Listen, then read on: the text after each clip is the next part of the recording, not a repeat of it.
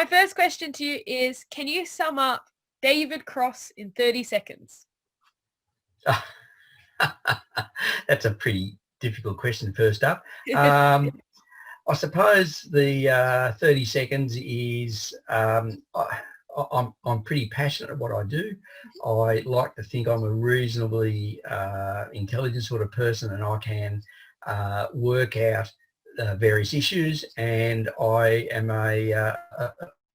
enjoy being a member of a broad community. I definitely agree with you. From all my work with you, you definitely have all those attributes. Okay, so my second question is, how long have you held the position of Frankston High School's school council president? It's at least 6 years now. I think it's 6 years, and I've been on school council for around about 8. So you are a very community-minded person, as you've stated with being in the school council. I also know that you're a part of the Frankston Rotary Club, the Environmental Friends Network, and so many more groups within the community. Why do you think it is important to be community-minded and help the community? Different ways of looking at it. The way I look at it is that I could sit behind my living room door and not interact with the world. I want to make a little bit of an impact on the world, so the best way of doing that is getting involved and doing things. I'm very passionate in where we live in this part of the world. We're incredibly fortunate. All right, things are a little bit tricky at the moment, but we are really lucky compared to so many other people and so many other countries and nations and so on. And I'm a great believer in everyone needs to get involved. If you're not involved, what's the point? Yeah, definitely. So in 2016, you were awarded Frankston Citizen of the Year. Correct me if I'm wrong. Yes, that's correct. Yes. What did this mean to you? It meant an awful lot. It came out of left field. I wasn't expecting it, but it really did. It was quite an honour. It was mainly recognition for my local community work, but I do a fair bit of work on national organisations as well. But I really, it meant a lot to me, because it meant that my peers in the community obviously thought I was worthwhile nominating, but as I said, I accepted at the time that it's actually team effort. I just happened to be the face of some of these community groups, but there are so many really great people who are behind me. Yeah, that's so nice. So you're quite well known in the Frankston region for your environmental work, as I mentioned before, particularly with the Friends of Wallace Reserve, the Frankston Environmental Friends Network, and the Mornington Peninsula and Western Port Biosphere Reserve Foundation. Why is the environment so important to you? I grew up in the country. I only moved to Melbourne when I was in my late teens to continue my study. With my upbringing, we were always out in the open air and always out communing with nature, going for walks, and it's something I really like. Now, where we are here in Frankston, we have some absolutely fantastic natural environment areas.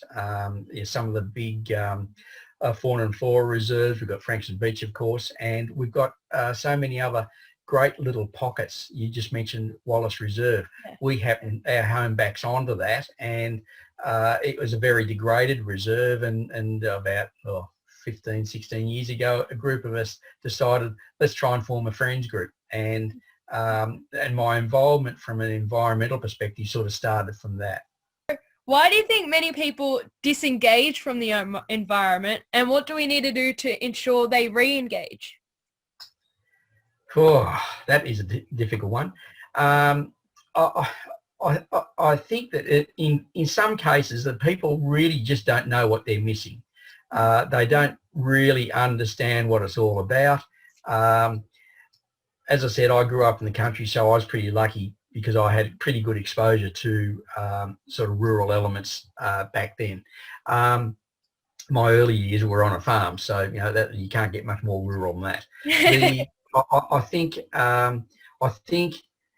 there is people who just pass through life. They have a peer group pressure where they just want to get out there, make a quid, do as little as possible, but also make as much money as they can, and build their palatial homes and so on, without giving a thought to the environment.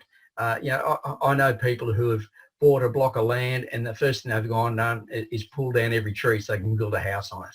There's got to be ways of compromising, and how we can convert people's thinking, I don't know. I've been watching the documentary on the ABC, Fight for Planet A. Watched the last instalment last night because I recorded it, and fantastic. It really, really does hit home, and I'm just hoping that so many more people will get the message. So climate change is an existential threat, but the media is focused on so many other things. And when they do mention climate change, it sometimes focuses on giving denialists far too much sway. What are your thoughts on this?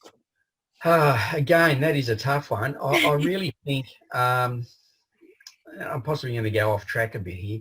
I really think that the media has an awful lot to answer for. I'm a great believer in the freedom of the press and so on, but I think even our supposedly more central ABC still tends to be pretty sensationalist in so many ways.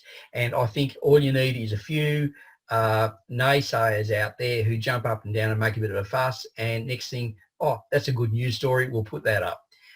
Whereas they don't actually look at the bigger picture. And I think that's that's really the crux of it. We really need to look at the big picture and understand where we have come from and where we're heading to. And coming back to Craig Rucastle and this series, he really does make so many valid points. If it's compulsory viewing for everyone, I'm quite sure we would make an impact. Yeah, definitely. That's a really good point. Thank you so much for talking to me today, David. It has been awesome getting to chat with you. Thank you so much, and I've really enjoyed your series of interviews. Everyone should watch them. Thank you.